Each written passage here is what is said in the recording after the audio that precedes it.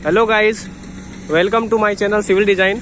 तो इस वीडियो में हम देखेंगे कि जो पैक्स पे लेवल दिया जाता है उसका डिप वगैरह छोड़ के या लूज वगैरह छोड़ के कैसे एडजस्टमेंट किया जाता है। इसके 2 वीडियो पहले अपलोड किए जा चुके हैं, जिसमें इसका थ्योरेटिकल डिस्कशन किया गया था कि कैसे इस पे जो सबग्रेड है उसको एक्चुअल लेवल में कैसे बनाते हैं। तो ये वीडियो में यहाँ पे सरियों का जो है सरिये डल चुके हैं बेड पे। ये सबग्रेड लेवल का बेड है, इसमें सरियों का ये सरिये डल के बेड का पूरा प्रिपरेशन हो गया है और इस पे लेवल भी लग चुका है।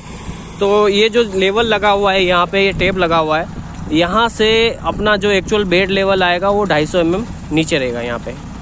तो ये 250 mm यहाँ पे जैसे लेवल है, इससे 250 mm नीचे कैसे रहेगा, क्योंकि इसमें 200 mm का डिप रखा गया है। ये जो स्टाफ की स्ट्रिप है इस पर टेप लगा के टोटल जो कितना हमने डिप रखा है वो 200 mm है, यानी 200 mm यहाँ से यहाँ चला गया 250। अब फिर 50 mm का हमने लूज रखा है। 50 mm लूज वो इसलिए रखा हुआ है कि यहाँ पे जैसे मटेरियल पड़ा हुआ है, तो सोचिए इसमें रोलिंग होगा तो मटेरियल दबेगा, कितना दबेगा, और मटेरियल पे डिपेंड करता है वो कितना दबता है। ठीक है, वो लूज उसी के बेसिस पे निकाला जाता है कि मटेरियल की क्वालिटी या उसकी जो क्वालिटी कैसी है उसके हिसाब से हमको उसमें सेट करना पड़ता है। उसकी जो मैक्सिमम डेंसिटी कितनी होती है उसको डिवाइड किया जाता है उसकी एक्चुअल जो डेंसिटी है फील्ड की डेंसिटी से। तो यहाँ से 50 mm हमने लूज छोड़ा हुआ है, यहाँ पे जो कहीं लेवल आएगा, फिर जितना दबेगा उतना ऊपर में जितना बच जाएगा वो टॉलरेंस में बच जाएगा।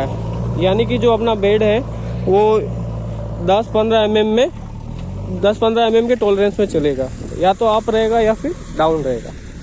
तो अब हम देख लेते हैं कि इसमें धागा लगा के कैसे कटिंग और फिलिंग किया जाता है, उसका चेकिंग किस प्रकार से किया जाता है।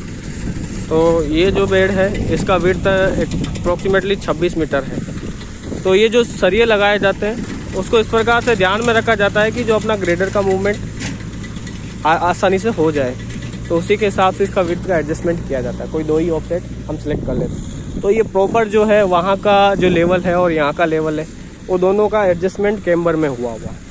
तो यहाँ पे अगर जैसे इनका लेवल जो सेट किया जाएगा वो कैम्बर और ग्रेडियंट को ध्यान में रखते हुए सेट किया जाएगा। तो उसके लिए प्रॉपरली आपको डिज़ाइन इंजीनियर के द्वारा ग्रिड शीट मिल जाती है, उसमें आपको जो लेवल दिया जाता है वो कैम्बर में ही सेट रहता है और फिर वही लेवल इन सरियों पे लगता है और वो जो एडजस्टमेंट करते हैं उसको वापस से नेगलेक्ट कर देते हैं। यहाँ पे जैसे 200 mm का डिप रख के और 50 mm का जो लूज रख के। तो यहाँ पे हम चेक कर लेते हैं स्ट्रिप से कितना कटिंग और कितना फिलिंग आने वाला है। तो ये यहाँ पे 5.8 पे टेप लगा हुआ है, तो ये लगभग 5 से 5.5 सेंटी का फिलिंग है। तो हम यहाँ पे मटेरियल फिल करवाएंगे, ज़्यादा हो गया तो ग्रेडर से कटवा लेंगे, या फिर यहाँ पीछे कहीं मटेरियल रहेगा ग्रेडर पूरा चलेगा वो मटेरियल ला के यहाँ पे छोड़ देगा।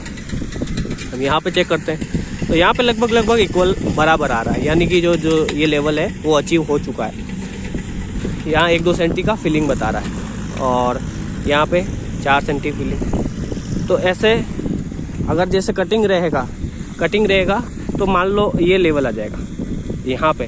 अब सोचिए इतना जो वेट्स है, ये इतना गैप है, अब मटेरियल अपना इतना एक्स्ट्रा हो गया तो वो मटेरियल तो एक्स्ट्रा ही है, उसको कटवाना पड़ेगा। अब यहाँ पे ये शो कर देगा कि 5.8 से नीचे है, यानी यहाँ पे 5 सेंटी का कटिंग है, 5 सेंटी का। सोचिए ये मटेरियल अगर इतना यहाँ पे ये हाइट पे रहता तो ये वो एक्स्ट्रा मटेरियल था, उसको तो कटवाना ही पड़ता।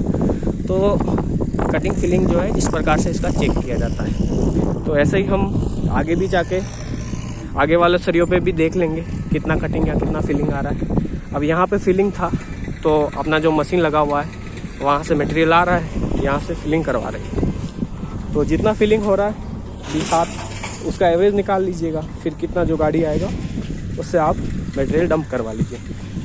तो यहाँ पे ये 2 साइड है, वहाँ पे सेंटर था, मीडियन बना हुआ है।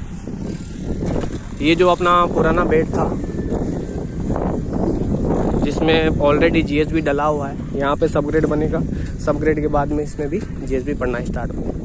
तो जीएसबी का थोड़ा बहुत बता देता हूँ आपको कि जीएसबी कैसे रखा जा रहा है यहाँ पे। तो ये जो एक्सप्रेसवे की डिज़ाइन है इसमें अपना पेव्ड और अनपेव्ड शोल्डर का भी प्रोविज़न है।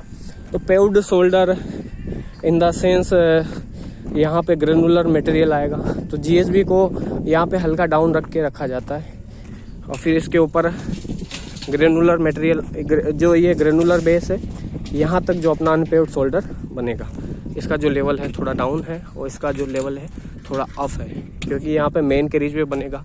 तो मेन कैरिजवे को उसमें टॉलरेंस नहीं रखा जाता है, एक्चुअल प्रॉपरली बनाया जाता है। और जो अनपेव्ड शोल्डर है उसमें ज़्यादा कॉस्ट इफेक्टिव हो, उसके लिए ज़्यादा मटेरियल वेस्ट नहीं किया जाता है। तो यहाँ पर जो है ये GS भी है। अब ना जो मेन कैरिजवे इसमें मिलना है 15 मीटर का, यहाँ पे FDD भी लगा हुआ है, ये देखिए।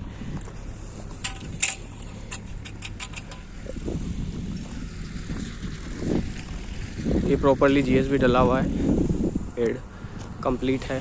और उसके बाद में आगे में जो सबग्रेड चल रहा है उसमें भी GSB का डंपिंग होना है। ये सेंटर होगा यहाँ पे, यहाँ कहीं सेंटर होगा। ये सेंटर से 11 मीटर राइट साइड और 11 मीटर लेफ्ट साइड मीडियन रहेगा, यानी 22 मीटर का इस सेक्शन में मीडियन रहेगा। और 15 मीटर मेन कैरिजवे, 3 मीटर का पेव्ड शोल्डर रहेगा और 2 मीटर का अनपेव्ड शोल्डर रहेगा। हालांकि एक वीडियो में हमारे जो यूजर्स हैं उन्होंने एक डाउट भी पूछा था कि इसका जैसे सेंटर से इसका एक्सपेंशन कैसे किया जाएगा, मतलब सेंटर से ही एक्सपेंशन क्यों किया जाएगा, टो साइड में क्यों एक्सपेंशन नहीं किया जा सकता। तो इसका आप बता देते हैं, वो डिपेंड करता है हाइट पे। सोचिए अपना जैसे ये टो साइड में अभी जा रहा हूँ, तो टो साइड में अगर आपका ROW पिलर है, आपका मटेरियल जो ROW पिलर वहाँ तक है, ठीक है। फिर इसमें मान लो ज़्यादा हाइट आ रहा है तो अपना जो बॉटम लेयर डलेगा वो ROW पे ही डलेगा।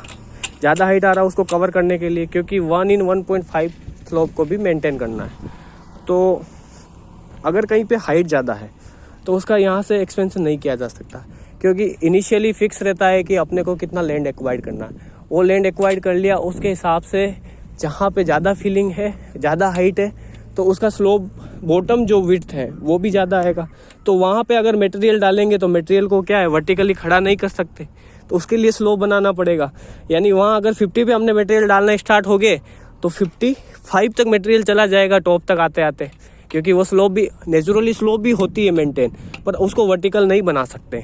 तो उसमें स्लोप में साइड स्लोप मेंटेन नहीं होगा, इसके लिए हम साइड से एक्सपेंशन नहीं करते हैं। अगर जहाँ पे विड्थ, जहाँ पे हाइट ज़्यादा है, जहाँ पे हाइट ज़्यादा, मैं केवल हाइट ज़्यादा है उसकी बात कर रहा हूँ, तो उसका जो एक्सपेंशन है ओनली सेंटर से ही किया जा सकता है।